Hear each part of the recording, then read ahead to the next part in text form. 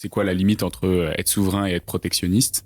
Avoir un marché fermé et être indépendant? Il y a deux choses, c'est qu'on peut décider de produire sur le territoire et après on peut aussi décider d'interdire des étrangers de produire un bien sur le territoire parce qu'on estime qu'il est stratégique pour notre indépendance. Et c'est notamment ce que fait la Chine elle l'a fait dans le domaine des télécommunications. Les acteurs étrangers ne pouvaient pas s'implanter en Chine parce que c'était jugé comme stratégique et donc ça a permis de créer une entreprise comme Huawei qui a une situation quasi monopolistique en Chine.